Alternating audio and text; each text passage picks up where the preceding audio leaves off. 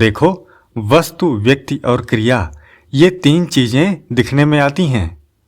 इनमें वस्तु और क्रिया ये दोनों प्रकृति हैं और व्यक्ति रूप में जो दिखता है यह शरीर भी प्रकृति ही है, परंतु इसके भीतर में जो न बदलने वाला है यह परमात्मा का अंश है।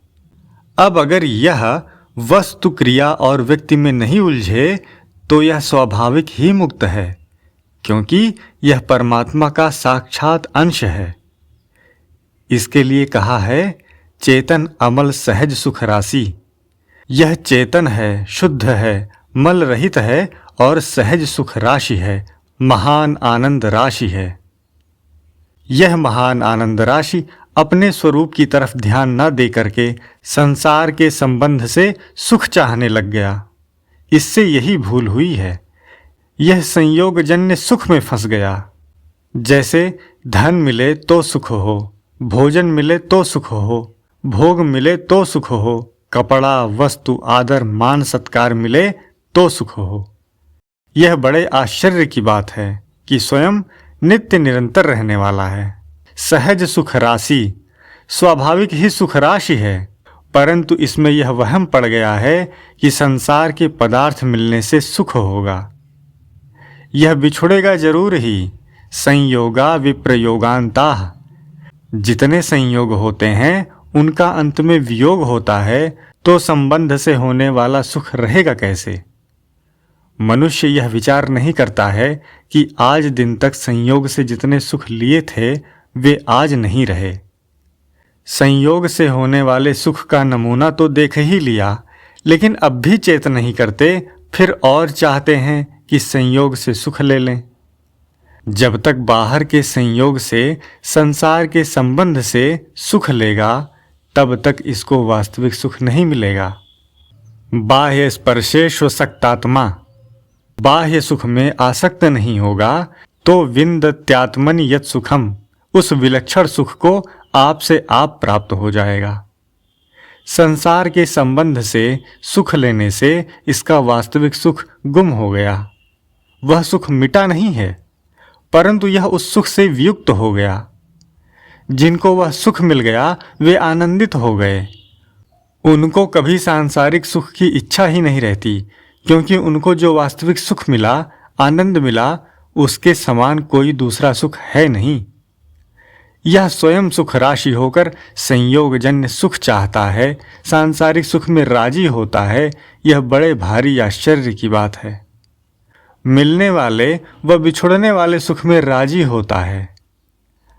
आप स्वयं रहने वाले हैं और यह सुख आने जाने वाला है, तो इस सुख से कैसे काम चलेगा? आप रहने वाले और आपके भीतर परमात्मा रहने वाले हैं। रहने वाले परमात्मा के साथ रह जाओ तो सदा के लिए सुख मिल जाए। वह सुख कभी मिटेगा नहीं। उत्पन्न और नष्ट होने वाले शरीर के साथ तथा संयोग और वियोग होने वाले पदार्थों से सुख लेगा तो वह सुख कितना दिन रहेगा? संतों ने कहा है, ऐसी मूढ़ता या मन की, ऐसी मूढ़ता है इस मन की। परिहरि राम भगति सुर सरिता। भगवान की भक्ति गंगा जी है, उसको छोड़ करके आस करत ओस कन की। रात्रि में ओस पड़ती है, घास की पत्ती पर जल की बूंदें चमकती हैं, उस ओस कण से तृप्ति करना चाहता है। तात्पर्य हुआ, भगवान की भक्ति रूपी गंगा जी बह रही है, उसको छोड़ करके ओस कण के समान धन से सुख मिल जाए, स्त्री से सुख मिल जाए, पुत्र से सुख मिल जाए, मान से सुख मिल जाए, बड़ाई से सुख मिल जाए, निरोगता से सुख मिल जाए, आदि संयोगों से सुख चाहता है। इन पदार्थों में सुख ढूंढता है, इनके पीछे भटकता है। ये तो ओस की बूंदें हैं भाई, तरह तरह की चमकती हैं। थोड़ा सा सूर्य चढ़ा कि खत्म हो जाएंगी, सूख जाएंगी, तो इनसे तृप्ति कैसे हो जाएगी? ओस के कणों से प्यास कैसे बुझेगी? ऐसी मूढ़ता या मन की। तो भाई, सच्चा सुख चाहते हो तो उन परमात्मा की तरफ चलो, उनके साथ संबंध मानो। जैसे कोयला काला होता है तो वह काला कब हुआ? अग्नि से अलग हुआ तब काला हुआ। अग्नि में रहते हुए तो वह चमकता था परंतु अलग हुआ तो काला हो गया। अब इसे कोई धोवे साफ करे तो इसका कालापन साफ नहीं होता। इसके लिए आता है, कोयला हो नहीं उजला 100 मन साबुन लगाए। 100 मन साबुन लगाने पर भी उजला नहीं होता तो कैसे हो कि यह जिसका अंश है, जिससे यह अलग हुआ है, उसी आग में रख दिया जाए तो चमक उठेगा।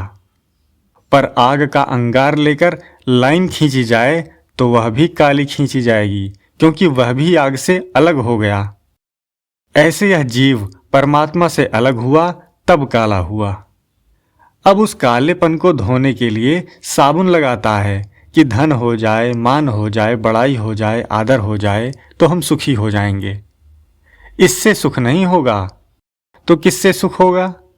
यह अपने अंशी परमात्मा को अपना मान लेगा तो सुखी हो जाएगा, चमक उठेगा।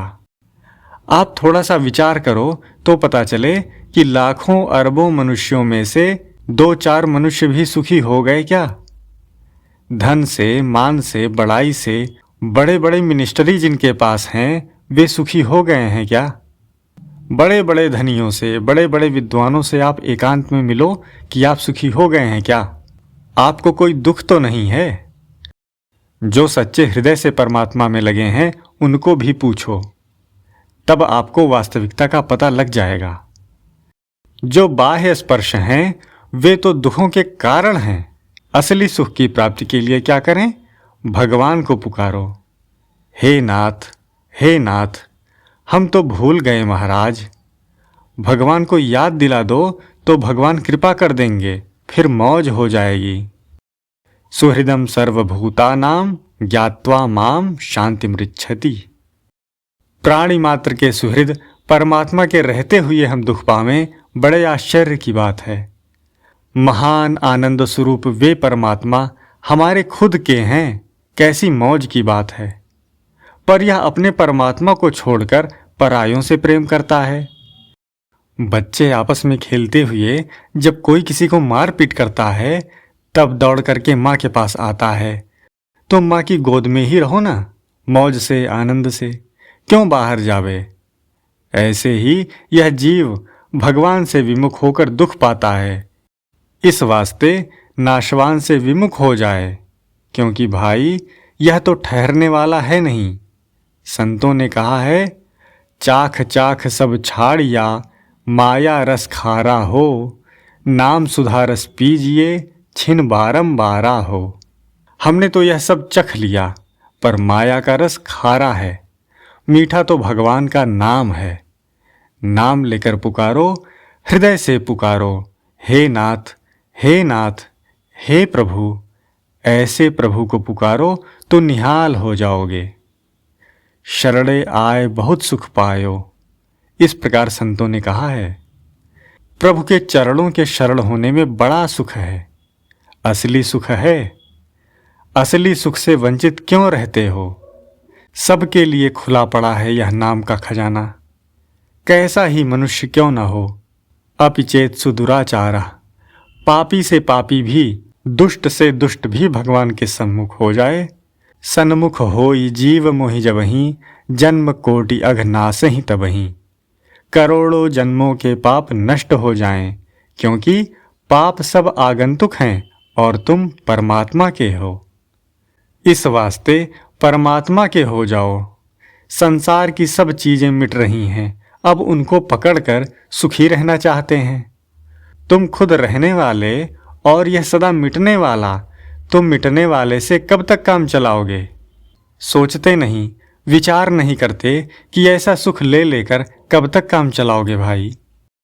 घर में धान्य होता है तब तो रोजाना रोटी बनाओ मौज से, परंतु दूसरों से ले करके थोड़ा किसी से लिया, थोड़ा किसी से लिया, ऐसे काम कब तक चलेगा?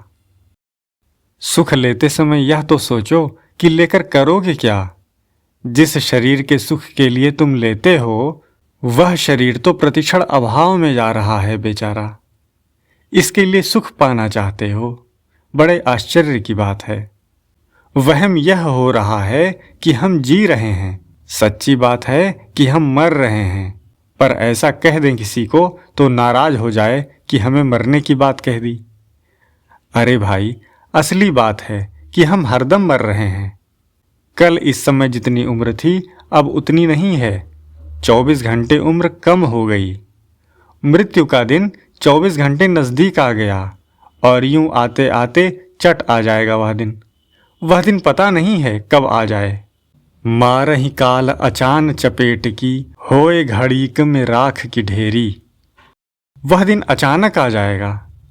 कहाँ बैठे हो आप और हम? मृत्युलोक में बैठे हैं। यहाँ सब मरने वाले ही रहते हैं। मरने वालों की जमात है। कोई रहने वाला दिखता है क्या आपको? फिर आप अकेले कैसे रह जाओगे भाई? संतों ने कहा है, कोई आज गया कोई काल गया, कोई जावन हार तैयार खड़ा। नहीं कायम कोई मुकाम यहाँ, चिरकाल से यही रिवाज रही। यहाँ की रिवाज यही रही है। अब रिवाज कैसे मिटा दोगे? अनादिकाल से ऐसी रीति चली आ रही है। इस वास्ते संतों ने कहा, घर घर लाग्यो लायड़ो, घर घर दाह पुकार। जन हरिया घर आपड़ो, राखे सो होशियार। क्या कृपा की है संतों ने। आग लग जाती है ना घरों में, उसे मारवाड़ी भाषा में लायड़ो लाग्यो कहते हैं। आग लग गई, घर घर आग लगी हुई है। ये शरीर हैं, ये सब मौत रूपी आग में जल रहे हैं। जैसे लकड़ी आग में जलती है, ज्यों जलती है त्यों ही कम होती जाती है, ऐसे ही ये शरीर काल रूपी आग में जल रहे हैं। उम्र कम हो रही है परंतु दिखते हैं साबुत। लकड़ी भी दिखती है साबुत पर जल रही है, कम हो रही है।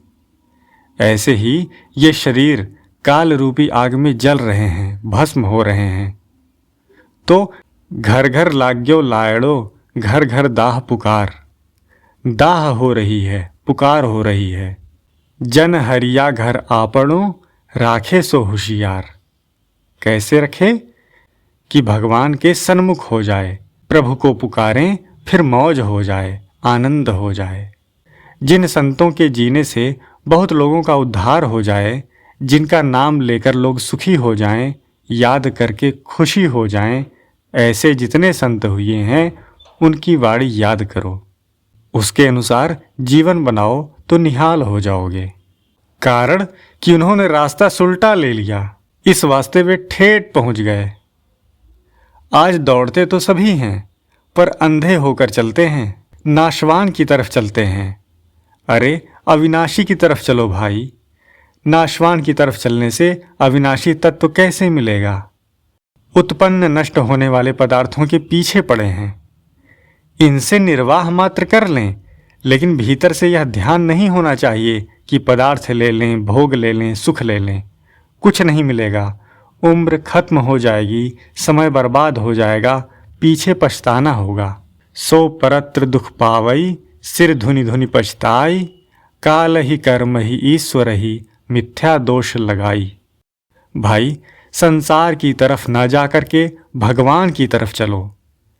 आज तक बहुत उम्र चली गई, बहुत समय चला गया, अब भी जा रहा है।